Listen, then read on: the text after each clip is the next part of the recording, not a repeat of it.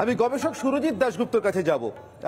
রামের যে বর্ণনা, রামের চেহারার যে বর্ণনা বাল্মীকি রামায়ণ থেকে তুলে দিচ্ছিলেন মানসবাবু যে তালপাতার রামায়ণ পুঁথিটি নিয়ে এসছেন, তার বয়স সম্ভবত 900 বছর, আমাকে আগের দিন যা বলছিলেন সেখান থেকে উল্লেখ করে করে বলছিলেন। আমি সুরজিৎ বাবু, এই যে তৃপ্তির কথা বলছেন, যে বহু জ্ঞান লাভের পর, সম্যক জ্ঞান লাভের পর যে তৃপ্তি মানুষের চোখে মুখে আসে, তারই পরিস্ফুটন যারা রামের মুখের মধ্যে দেখা যেত বাল্মীকির বর্ণনা অনুযায়ী।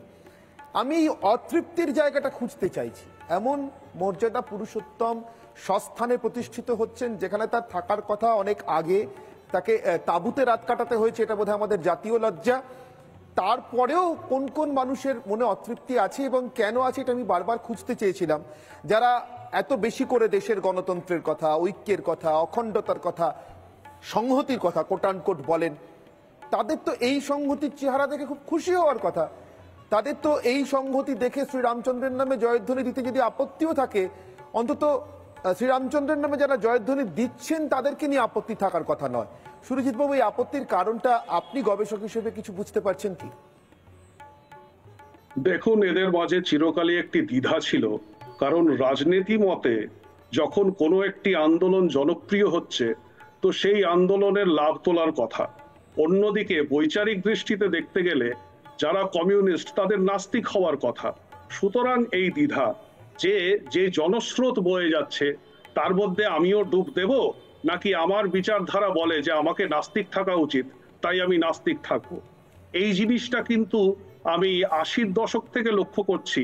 যখন শ্রীরাম জন্মভূমির জন্য আন্দোলন হচ্ছিল, তখন সিপিএম এর সীতারাম ইয়েচুরি নানা খবরের কাগজে একটি প্রবন্ধ লেখেন যে কিভাবে বিষ্ণুর যে দশাবতার, সেটা আসলে চার্লস ডারউইনের এভলিউশন অফ স্পিসিস।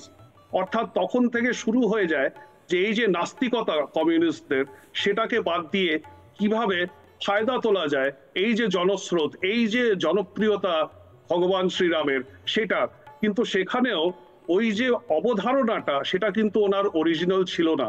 কারণ কয়েক দশক আগে ব্লিটসের সম্পাদক রুসি কারাঞ্জিয়া এইরকমই একটি থিওরি দিয়েছিলেন। যাই হোক, এখন সম্প্রতিকালেও আমরা দেখেছি যে গত বছর অর্থাৎ 2023-এ যখন এইসব তৈরি চলছিল যে কিভাবে 22 জানুয়ারিতে উদ্বোধন করা হবে, তখন অনেকেই বিপক্ষ থেকে বলছিলেন আমাদের ডাকা হচ্ছে না কেন, আমরা নেমন্তন্ন পাইনি কেন। অথচ যখন নেমন্তন্ন পাঠানো হলো, তখন ওরা আবার বেঁকে বসলেন, বললেন এটা ব্যক্তিগত ব্যাপার, এর মধ্যে আমরা আসতে চাই না। অথচ ব্যক্তিগত ব্যাপার হওয়াতে কোনোদিন এদের ইফতার পার্টিতে যোগদান করার বাধা পড়েনি।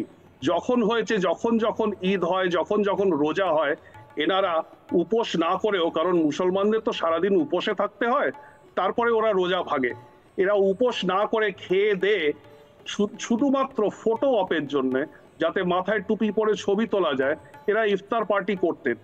অর্থাৎ যেখানে জনপ্রিয়তা আছে, মুসলমানের ভোট পাওয়া যাবে, তাই ইফতার পার্টি করা। কিন্তু হিন্দুর ভোটের এদের তোয়াক্কা করে না, এরা তোয়াক্কা করে না, এদের চাই না।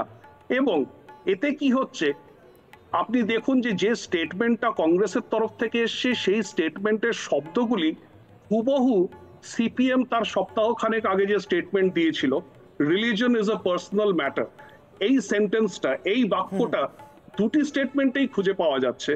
মনে হচ্ছে যেন একটি দল আরেকটি দলকে ডিকটেট করে দিয়েছে যে এইভাবে তোমরা নিজের কথাটা লেখো, এইভাবে নিজের কথাটা রাখো। এটারও একটি ইতিহাস আছে, কিন্তু তাহলে ডাইগ্রেশন হয়ে যাবে, আমরা অন্যদিকে চলে যাব।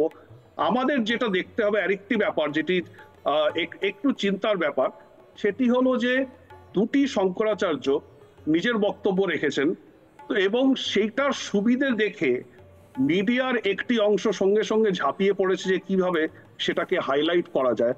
অথচ অবিমুক্তেশ্বরানন্দ যে কথাটা বলেছেন, সেখানেও উনি অগ্নিপুরাণ হোক, অথবা বিষ্ণু পুরাণ হোক, অথবা ক্ষীরার্ণব হোক, অথবা বিশ্বকর্মা সংহিতা হোক, যেখান থেকেই উনি উদ্ধৃতি দিয়েছেন, সেই উদ্ধৃতির হয় উনি অনুবাদ ঠিক করে করেননি, বা যেখানে উনি ঠিক করে অনুবাদ করেছেন সেখানেও এই শর্তটি দেখাতে পারেননি যে মন্দির সম্পূর্ণভাবে নির্মাণ হয়ে যাবার পরেই মূর্তিতে প্রাণ প্রতিষ্ঠা করা যেতে পারে, এরকম কোনো শর্ত তিনি তুলে ধরতে পারেননি কোনো শাস্ত্র মতেই। সুতরাং আমার মনে হয় এই এমন একটি মুহূর্তে যেখানে পুরো ভারতবর্ষ শুধুমাত্র হিন্দু সমাজ নয়, উৎসবে মেতে উঠেছে। ভগবান শ্রী রামকে নিজের জায়গায় ফিরে পেয়েছে 550 বছর পর।